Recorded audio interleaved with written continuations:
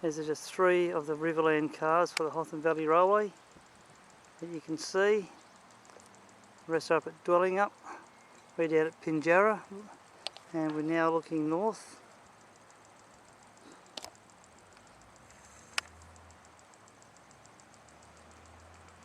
And there's a C-class up the end.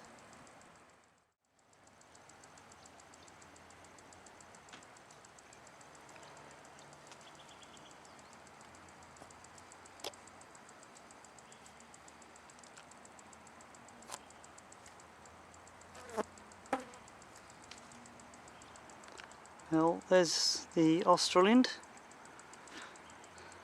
This is the set that's been preserved. It's currently sitting down here at Pinjarra. As to how long it'll be here, I don't know, but at least it's going to be preserved. There are 2 other power cars available, and I think they've both gone to different locations. So we'll have a close-up look at this in a moment. MRWA, that's the Midland Railway Workshops of WA. And what we're looking at, sadly neglected looking wheel turning lathe.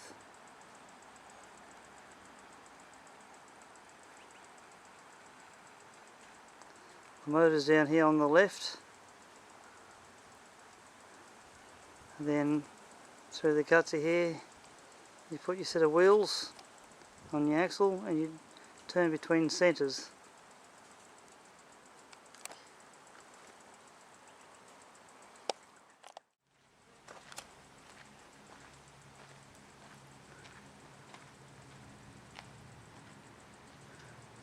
Loudon Brothers, Johnston, Scotland. For those who can't read that.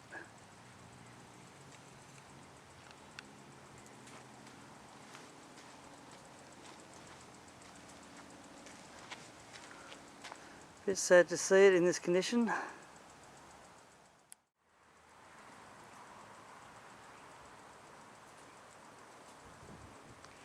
Should be preserved and inside a working workshop museum type of thing. Even the feed wheel has been broken in half, as you can see right here.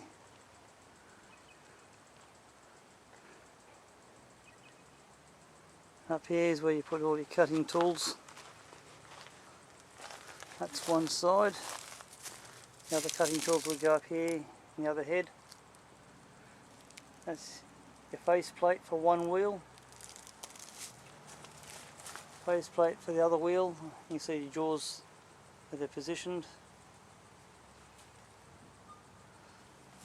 There's your feed wheel to feed in for depth. There's another wheel there. I think that one there for memory you can adjust it in a different position. I could be wrong. There'll be people who know more than I do.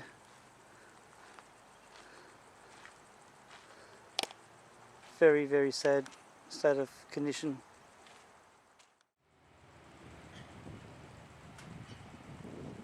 No unauthorised entry. Yeah.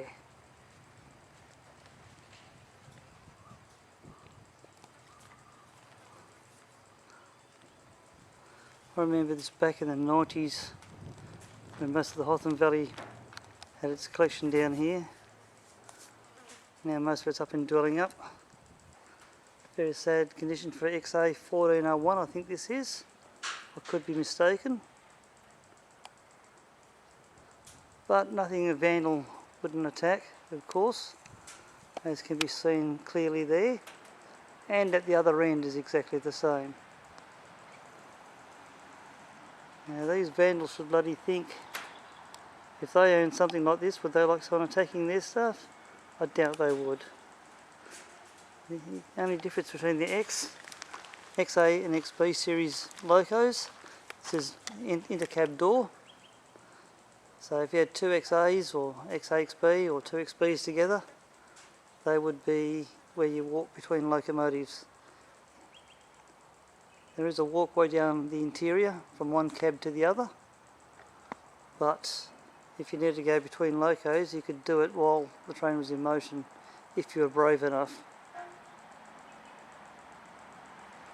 These are what's called a 2-do-2. So you've got a bogie at each end, and these bogies, they would allow the track to curve from underneath, allowing it to take tight radius bends, but also support the weight at each end. And you've got a 4-axle or 8 driving wheel situation, and the bogie at the other end. These areas just above the wheels are sandboxes, from what I'm aware of.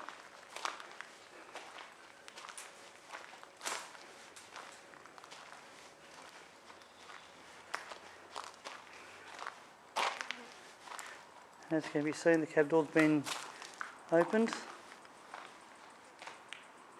So we'll have a bit of a quick sticky if you can.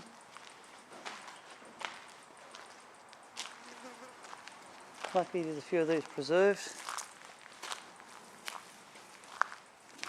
They're made by Metropolitan Vickers in the UK.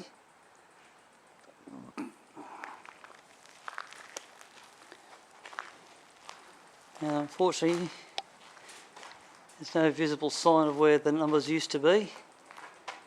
It's just drill holes.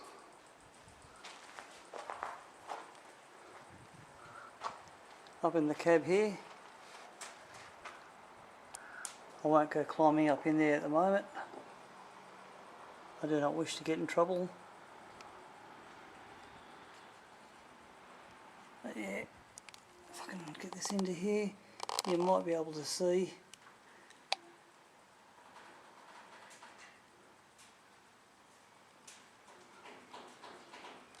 What I can see and what the camera can see is two different things, perhaps. But bloody vandals, they need to be kicked in the arse or shot or whatever.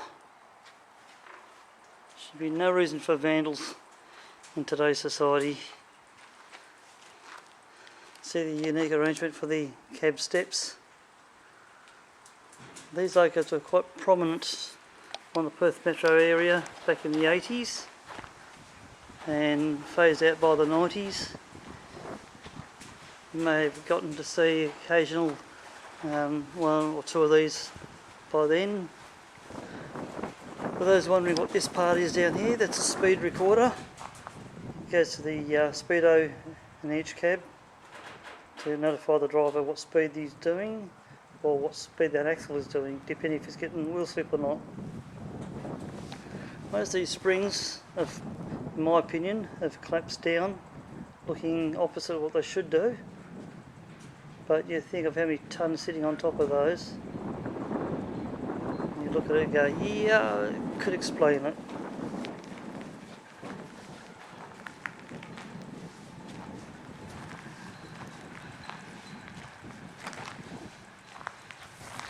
Very, very sad and sorry condition.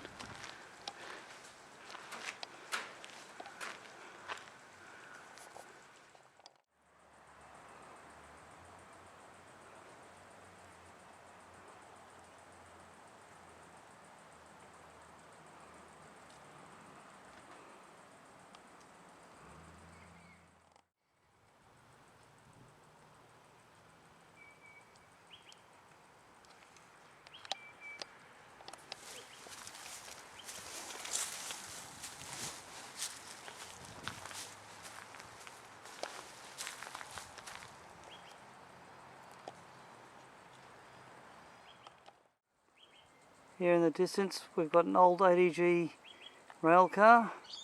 There's a pair of them together. These I remember seeing on the Perth Metropolitan system for a number of years.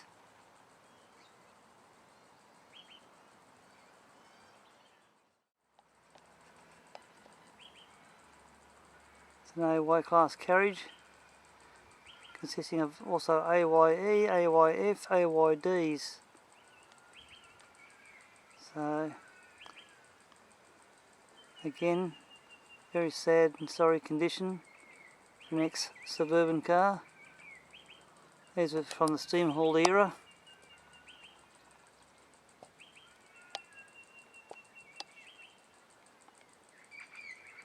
And that is attached to a Z series guards van.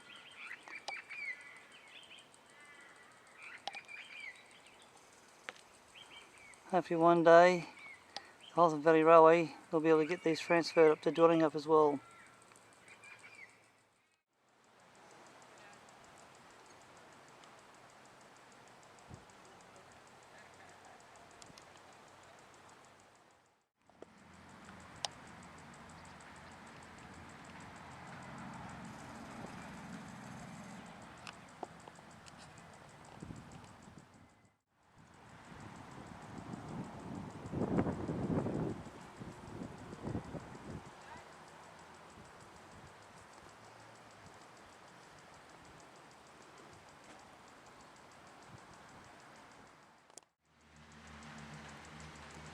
It's hard to believe, at least 2 years ago I got the video of this one having its second last run before being decommissioned,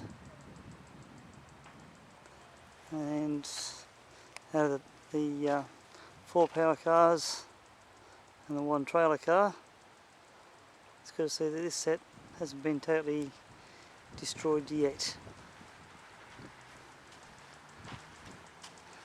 Looking at here, looks like a refurbished bogie underneath the front end. The comment is called engineering. They've now, years ago, they got taken over. It's managed, as you can see underneath the airbag. And basically, the ABB, the Zero Brown Bavaria badge, you can see on the bearing end caps. So this is just the leading bogie on this end. Always wanted to come up close and take a look at this. The Zero Brown Bavaria are also under the Bombardier logo, which you can see here. So this is underneath the nose end, for those of you trying to model it. Cab steps in the way, part of the bogie steering linkage.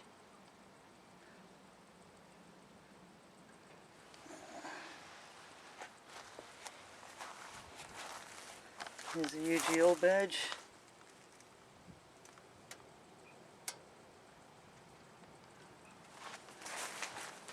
And for those of you who couldn't see it, there's the Comenge badge.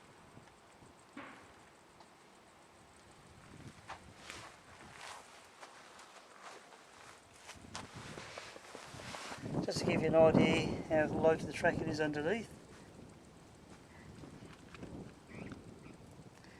There's not a great deal of clearance.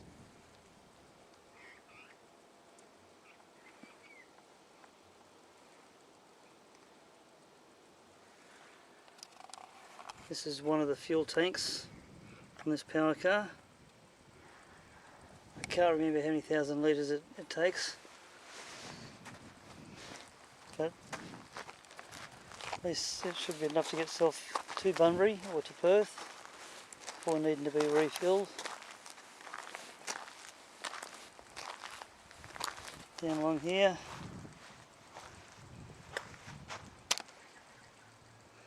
some of the fittings, all done for servicing, of course, and these lower panels can be folded upwards to get access for maintenance. That's the exhaust from the engine.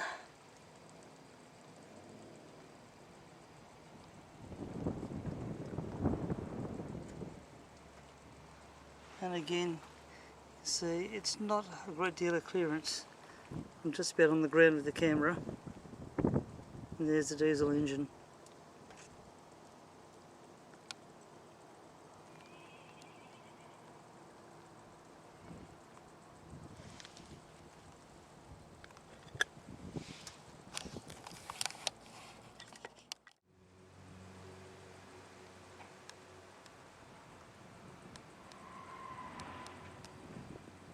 reflective stripes on the side for night time running. So you go through at a train crossing, you get a reflection back off the train. That's what these white stripes are about for those who don't understand. It is reflective tape. As you can see, it's not the best of conditions.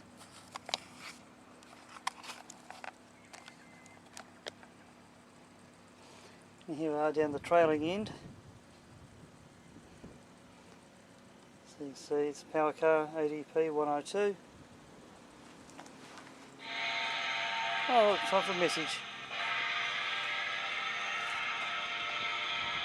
The staircase down here is for those low level platforms, and you can see the door mechanism to swing the door. Actually no, sorry, I stand corrected. That's a handrail for when the floor panel is lifted into a vertical. There you go. And underneath the rear end, for those who are interested in knowing what it looks like up close. Now these, I believe, are diesel mechanical drive. So it's brake cylinders, I think. Oh, sorry, no, that'd be for the airbag suspension, if I'm correct. There's one of the airbags that the carriage rides on. The other one's the opposite side, of course. I believe, if I'm correct, it's the self-steering mechanism that sort of makes the buggy easy for steering in and out of bends. And again, there's all these other essential items down here. I don't quite know what they are, but anyone who used to service of this particular train would be able to explain it to me better.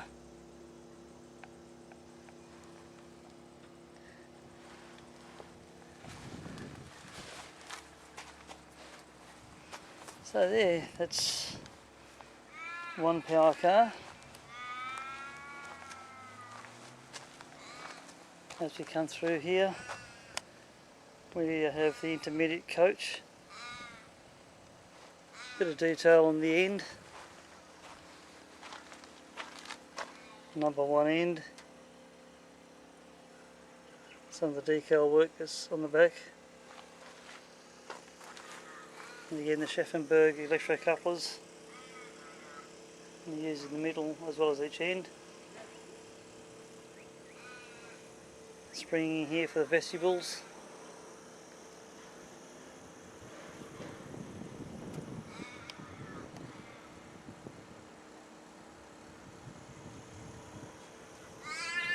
So for those of you who don't live in Western Australia, or don't even live in Australia at all, want to know a little bit more about the Australind train, this service replaced the old steam hauled service, which was replaced with a diesel hauled service, usually an X or XA, and then this one was released in the 80s and survived till 2023.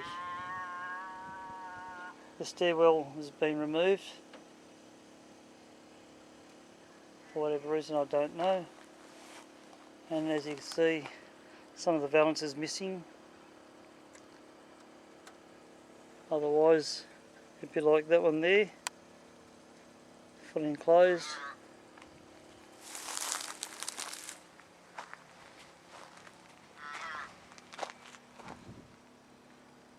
We make our way up to the other end. Something that may not be noticed. There's the other airbag. Down here on the bogie, a record of each time the bogie has been serviced. When it was, who did it, in this case UGL, United Continents.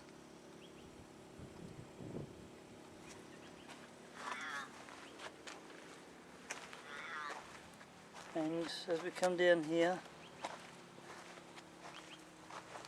look in underneath, look, there's another diesel engine. See the drive shaft on that.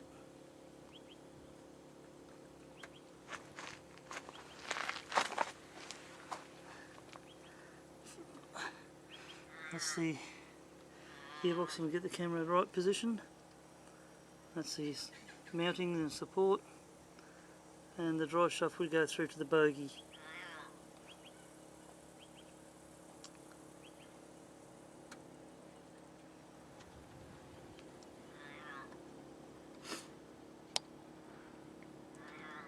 Again, I'm just about on the ground level with this camera.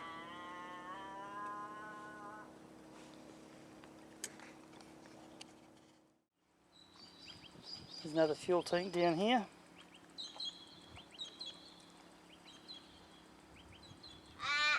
I don't know if all bogies are driven or just some of them.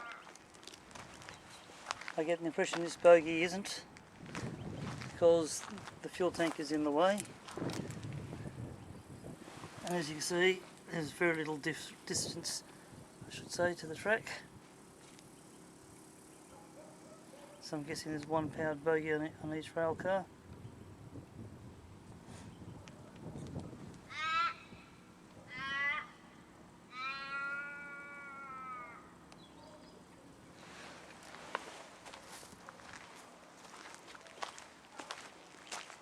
Now for those who want to model this, that's its allocation, ADQ, carriage 121. You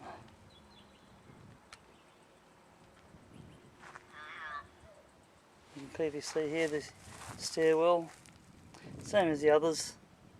The other side's exactly the same. So as this folds up into a vertical position, it becomes a handrail for those climbing up or down the stairs. ADP 103 is the other power car. So again, just like the other end,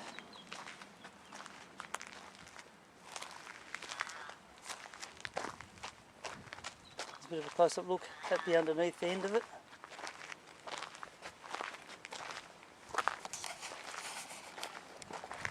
And again, as before, the engine is very low to the tracks.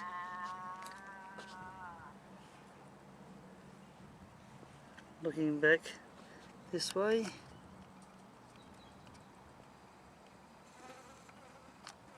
to the gearbox transmission area,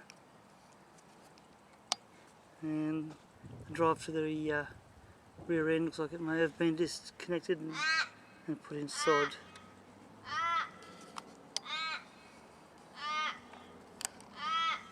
It'll be somewhere. So the rear bogie drive on this one.